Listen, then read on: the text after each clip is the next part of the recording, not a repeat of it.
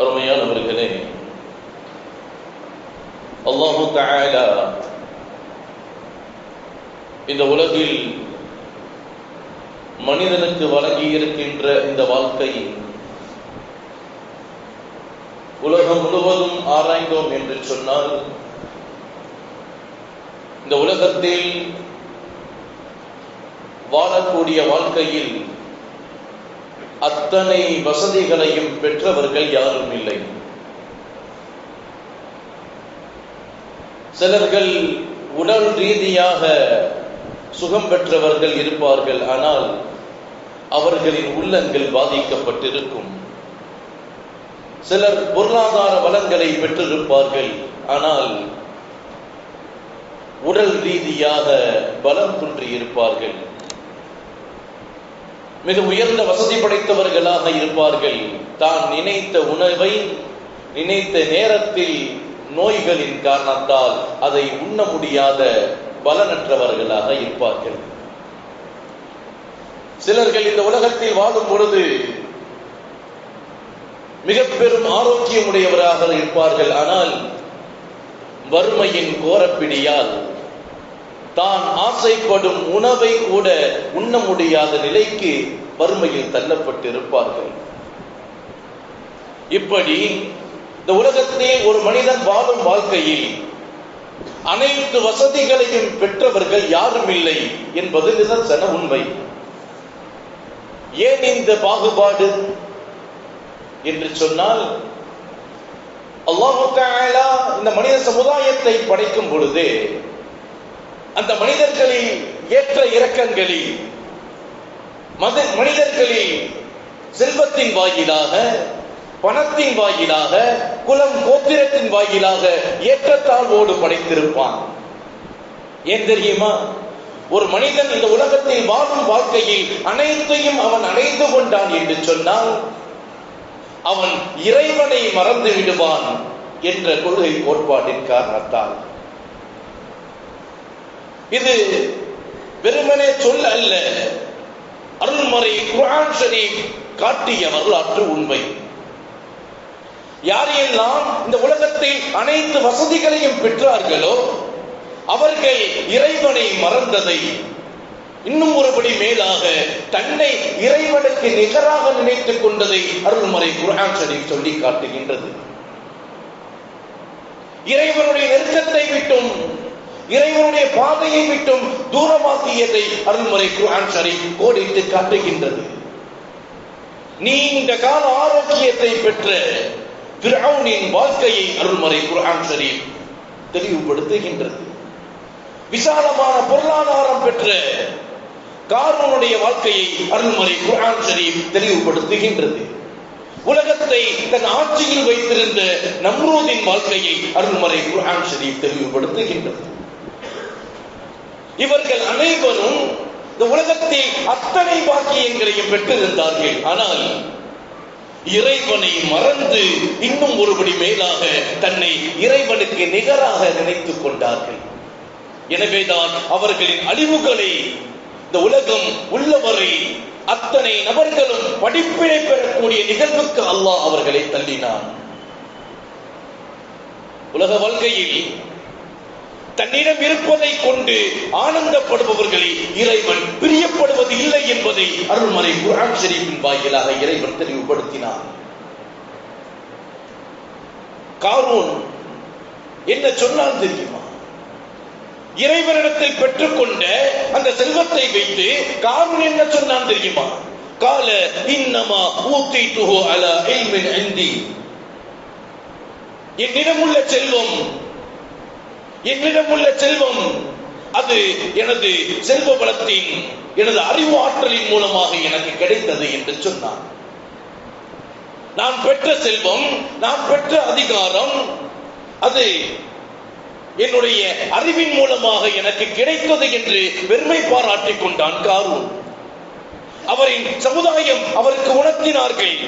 இது காலலகு கௌமுஹு, காரூனின் சமூகம் அவனுக்கு சொல்லியது, லா தஃப்ரஹ் இன்னல்லாஹ லா யுஹிப்புல் ஃபரிஹீன். நீ உனது செல்வத்தை கொண்டு பெருமை கொள்ளாதே, உனது செல்வத்தை கொண்டு பூரித்து விடாதே. ஒரு காலம் இறைவன் செல்வத்தை கொண்டு பூரிப்பவர்களை பிரியப்படுவது இல்லை என்று உணர்த்தியது சமூகம். அதையும் மீறி தன் செல்வத்தை கொண்டு காரூன் ஆணவம் கொண்டான். காரூனின் முடிவை அல்லாஹ் பரிதாபமாக ஆக்கினான். அதே போன்று ஃபிரௌனுடைய வரலாறு. ஃபிரௌன் என்ன சொன்னான் தெரியுமா? வனாதா ஃபிரௌனு ஃபீ கௌமிஹி கால யா கௌமி அலைஸ லீ முல்கு மிஸ்ர். இந்த மிஸ்ரின் ஆட்சி அதிகாரம் என்னிடம் இருப்பதை நீங்கள் பார்க்கவில்லையா? வஹாதிஹி அன்ஹாரு தஜ்ரி மின் தஹ்தி அஃபலா துப்சிரூன். எனக்கு கீழ் ஆறுகள் ஓடுவதை நீங்கள் பார்க்கவில்லையா? நான் தான் சிறந்தவன், நான் தான் உயர்ந்தவன் என்று தனது பெருமையை அங்கு முன்னிறுத்தி பேசினான் ஃபிரௌன். இறுதியில் ஃபிரௌனின் முடிவை இறைவன் கேவலமாக ஆக்கி காட்டினான். இதே போன்று இந்த உலகத்தில் யார் யார் எல்லாம் இதை செய்தது நான், இது எனக்குரியது, எனக்கு சொந்தமானது, நான் தான் அனைத்திற்கும் ஆட்சியாளன், அதிகாரி என்று பெருமை பாராட்டுகின்றார்களே, அவர்களின் யாருடைய முடிவையும் அல்லாஹ் அழகாக அமைத்திடவில்லை என்பதுதான் மார்க்கம் சொல்லித் தரும் படிப்பினைக்குரிய வரலாறு. ஏன் இந்த உலகத்தில் முதலில் இறைவனிடத்தில் தனது பெருமையை பற்றி பேசியவன் ஷைத்தான். சொன்னானா இல்லையா அல்லாஹ்விடத்தில்? கால அன கைரும் மின், நான் ஆதமை விட சிறந்தவன் என்று சொன்னான் ஷைத்தான். நான் ஆதமை விட சிறந்தவன். கலத்தனி மின் நாரி வ கலத்துஹு மின் தீன். நீ என்னை நெருப்பால் படைத்தாய், ஆதமை களிமண்ணால் தான் படைத்தாய், களிமண்ணை விட நெருப்பு உயர்ந்தது, நான் தான் சிறந்தவன் என்று சொன்னான் ஷைத்தான். ஷைத்தானின் நிலைமையை நாம் யோசித்து பார்க்க வேண்டும். கியாமத் வரை வரும் அத்தனை நபர்களும் ஷைத்தானிடம் இருந்து பாதுகாப்பு பெறுவதற்காக அல்லாஹ் ஷைத்தானின் வாழ்க்கையை மாற்றினானா இல்லையா? இமாம் இப்னு கஸீர் ரஹ்மத்துல்லாஹி அலைஹி அவர்கள் விளக்கம் சொல்லுவார்கள். فنظر العين الى اصل العنصر. ஷைத்தான் தான் படைப்பின் மூலத்தை பார்த்தான். ஷைத்தான் தான் படைப்பின் மூலத்தை பார்த்து கர்வம் கொண்டான். ஆனால் வலம் யன்துரு இலா ஷரீஃபில் அதீம். ஆதம் அலைஹிஸ்ஸலாத்து வஸலாம் அவர்கள் படைத்த விதத்தை அவன் விளங்கவில்லை என்று சொல்லுவார்கள் இமாம் இப்னு கஸீர் ரஹ்மத்துல்லாஹி அலைஹி. ஆதம் அலைஹிஸ்ஸலாத்து வஸலாம் அவர்கள் எப்படி படைக்கப்பட்டார்கள் தெரியுமா? கனிமாவினால் படைக்கப்பட்ட ஆதம் நபி எப்படி படைக்கப்பட்டார்கள் தெரியுமா? சொல்லுவார்கள் وهو ان الله تعالى خلق آدم بيده. தனது கரத்தால் இறைவன் ஆதமை படைத்தான். தனது கரத்தால் இறைவன் ஆதமை படைத்தான். ونفخ فيه من روحه. தனது மூச்சுக்காற்றை ஊதி ஆதம் அலைஹிஸ்ஸலாத்து வஸலாம் அவர்களை இறைவன் உண்டாக்கினான். இதை மறந்த ஷைத்தான், தன் மூலத்தை பார்த்த ஷைத்தான் ஆதமின் படைப்பின் கண்ணியத்தை உணரவில்லை. எனவே கியாமத் வரை வரும் அத்தனை நபர்களும் சபிக்கக்கூடிய ஒரு நபராக அல்லாஹ் ஷைத்தானை ஆக்கினார். அன்பானவர்களே, இந்த செல்வங்கள் இவைகள் அனைத்தும் நம்மை இந்த உலகத்தில் சோதனைக்குள்ளாக ஆக்கக்கூடியது என்பதை அருள்மறை குர்ஆன் ஷரீஃபிலே இறைவன் சொன்னான். இன்னமா அம்வாலுக்கும் வ அவுலாதுக்கும் ஃபித்னா. உங்களிடம் உள்ள செல்வங்கள், உங்களின் குழந்தைகள், உங்களிடம் உள்ள ஆசாபாசங்கள் அனைத்தும் உங்களுக்கு சோதனை. எனவேதான் அருள்மறை பெருமானார் ஸல்லல்லாஹு அலைஹி வஸல்லம் அவர்கள் சொன்னார்கள், எனக்கு பின்னால் என் உம்மத் வறுமையின் கஷ்டத்தால் பிடிக்கப்படுவார்கள் என்பது எனக்கு கவலை அல்ல. எனது சமூகம், எனது உம்மத் நாளை செல்வத்தால் வசதியால் பிடிக்கப்படுவார்கள் என்பதை நான் அஞ்சுகின்றேன் என்று சொன்னார்கள் பெருமானார் ஸல்லல்லாஹு அலைஹி வஸல்லம் அவர்கள். உலகத்தில் நிரந்தரமாக அதை பார்க்க முடியும். ஒரு பெண் 10 பவுன் நகை வைத்திருந்தாள் என்று சொன்னால் அந்த பெண்ணிடம் கேட்டு பாருங்கள், இன்னொரு 10 பவுன் இருக்கின்றது, வேண்டுமா என்று வேண்டும் என்று தான் சொல்லுவார். ஒரு பீரோ நிறைய துணிகளை அடுக்கி வைத்திருந்தாலும் பெருநாட்கள் வரும் பொழுது சேலையை சேர்க்கக்கூடியவராகத்தான் பெண்கள் இருக்கின்றார்கள். இதுதான் உண்மை. எனவேதான் பெருமானார் ஸல்லல்லாஹு அலைஹி வஸல்லம் அவர்கள் சொன்னார்கள், ஆதமுடைய மக்களுக்கு ஒரு நீரோடை நிறைய பொன்கள் கொடுக்கப்பட்டாலும், ஒரு நீரோடை நிறைய தங்கங்களை வாரி வழங்கப்பட்டாலும் இன்னொரு நீரோடை கிடைக்காதா என்று ஆசைப்படுவார். 2 நீரோடைகள் தங்கம் அவனுக்கு கொடுக்கப்பட்டாலும் 3வது நீரோடை அவனுக்கு கிடைக்காதா என்று தான் ஆசைப்படுவார் என்று சொல்லிவிட்டு பெருமானார் சொன்னார்கள், இறுதியாக ஆதமுடைய மக்கள் மண்ணை தவிர அவர்களின் வயிற்றை எதுவும் நிறைக்காது என்று சொன்னார்கள் நபிகள் நாயகம் ஸல்லல்லாஹு அலைஹி வஸல்லம். அதைத்தான் அருள்மறை குர்ஆன் ஷரீஃபிலே இறைவன் உணர்த்துவார், அல்ஹாக்கு முத்தகாதுர் கல்ல ஹத்தா ஸுல்துமுல் மகாபிர். நீங்கள் மண்ணறையில் வைக்கப்படும் வரை உங்கள் பேராசை உங்களை விட்டு விலகாது என்று அல்லாஹ் சொல்லுவார். அன்பிற்குரியவர்களே, உன்னதமான உலக வாழ்க்கையை இறைவன் வழங்கி அந்த வாழ்க்கையில் இறை பொருத்தத்தை தேடாமல், இறை சிந்தனையில் வாழாமல், இறைவனுடைய பிரியத்திற்குரிய வாழ்க்கையாக நமது வாழ்க்கையை மாற்றாமல், வாழும் வாழ்க்கையை இறைவனுக்காக வாழாமல் மனப்போக்கிற்காக தன்னுடைய மனம் சொல்லும் வழியில் உன்னுடைய வாழ்க்கை அமைந்து விட்டது என்று சொன்னால், இந்த உலகத்தில் மாத்திரமல்ல நாளை மறுமையிலும் அவன் வேதனை அளிக்கப்படுவான் என்பதை மறந்துவிடக் கூடாது. எனவேதான் பெருமானார் ஸல்லல்லாஹு அலைஹி வஸல்லம் அவர்கள் மாத்திரமல்ல அனைத்து இமாம்கள் இறைநேசர்கள் சொல்லித் தந்தது பாக்கியம் என்ன தெரியுமா? அல்லாஹ்வால் நமக்கு வழங்கப்பட்ட செல்வமாக இருக்கட்டும், செல்வாக்காக இருக்கட்டும், ஆரோக்கியமாக இருக்கட்டும், அழகாக இருக்கட்டும், அறிவாக இருக்கட்டும், நிம்மதியாக இருக்கட்டும், இவைகள் எல்லாம் நமக்கு பரிபூர்ணமாக கிடைக்க வேண்டும் என்று ஆசைப்படும் நாம், உலகத்தின் அனைத்து செல்வங்களும் ஆசாபாசங்களும் முழுமையாக நமக்கு கிடைக்க வேண்டும் என்று ஆசைப்படும் நாம், இறைவன் வழங்கிய ஈமானை பரிபூர்ணமாக அடைய வேண்டும் என்று ஏன் நாம் ஆசைப்படுவது இல்லை என்பதை கேட்பார்கள். நம்முடைய ஈமான் முழுமை அடைவதற்கு நாம் ஏன் ஆசைப்படுவது இல்லை?